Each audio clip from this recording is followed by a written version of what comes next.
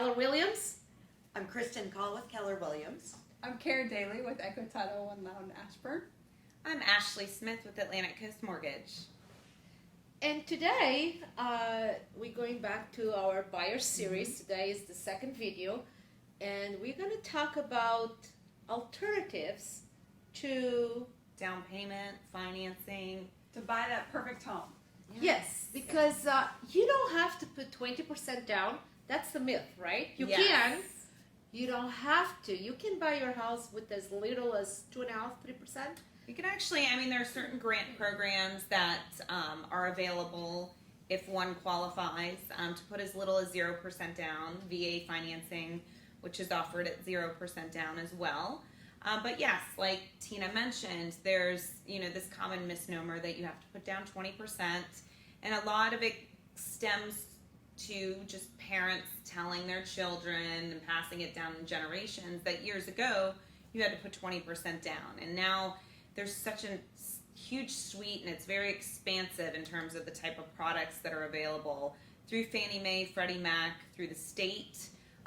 Even at the local county level sometimes. Yes, Yeah. yes, absolutely. Yeah. So, we want to just touch quickly and briefly on the fact that there are alternatives, and Personal ones, yeah, too, right? Yeah, Mhm. personal, yeah. So I'm hearing a lot, and I've actually started seeing it where a family member is gifting money to the buyer as part of their down payment. Mhm. So what do you need for that from a lender perspective?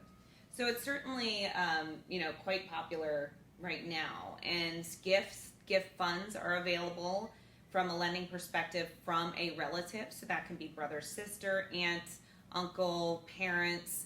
Those are usually who we see gift funds from and acceptable funds from.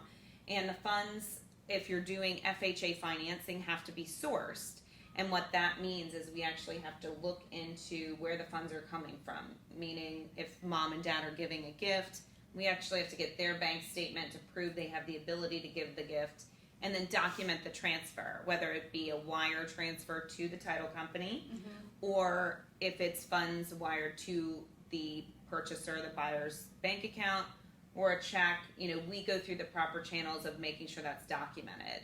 So the largest takeaway, I would say, is to don't show any large deposits coming into those accounts, meaning cash that's at home in a safe, etc. Yes, I was going to say.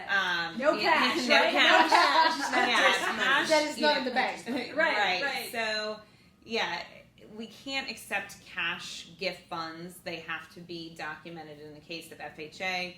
With conventional, we simply just proof of wire transfer or copy of the check, so there's no documenting the funds from the donor, which is nice. So it's a little bit less painstaking for the actual person donating the gift.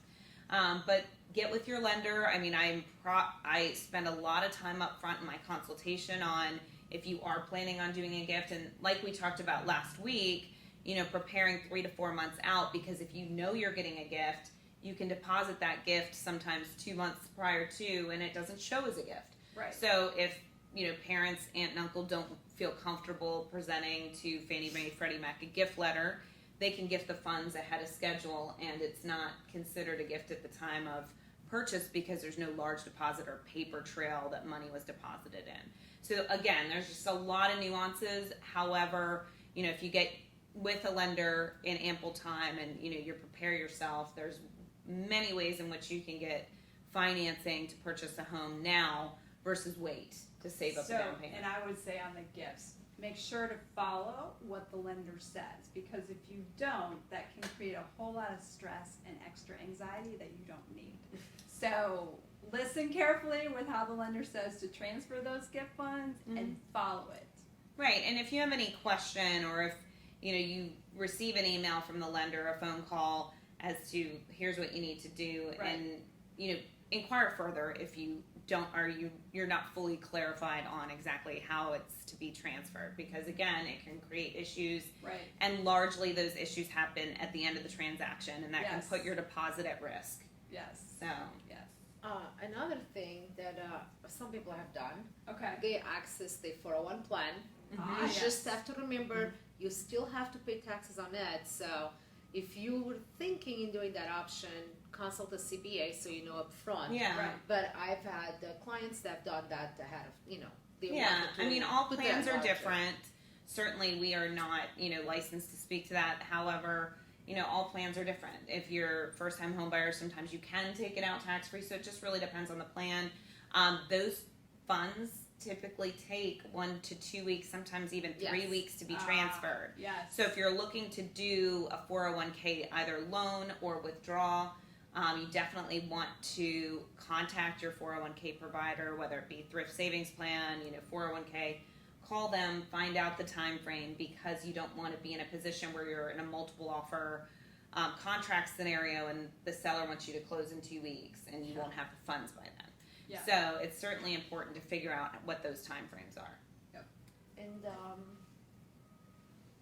it's always a good thing to remember, people, because this affects buyers too. Don't go and spend extra thousands of dollars before closing. Oh yes. yes. Yes. Yes, I mean, Very Wait careful. until after to buy your furniture and your Yes. window treatments. Or the and car. Car.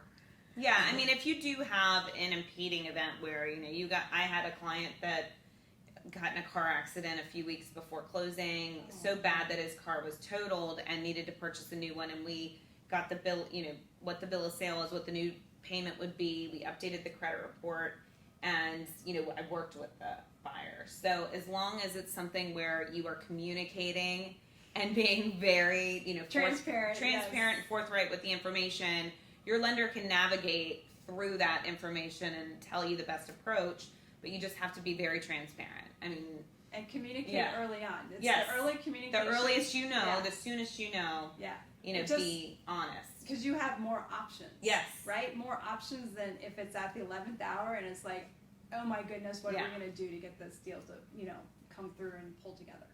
Yes, absolutely. So, anything else? That's I it? think that's it. Yeah, so Okay. main takeaway, there are definitely options out there to put less than 20%, a large majority of them. Yeah. So consult with us and we'll be happy to chat with you about the various options available. Yep. Well, any questions, as usual, comment below. Share the video if you Yes. feel like. Yes. And actually, let us know if you have any questions or you something you like to know more in detail. Mm-hmm. And We'll include it in further videos. Yes. and we'll see you next week. Thank you. Thank you. Bye.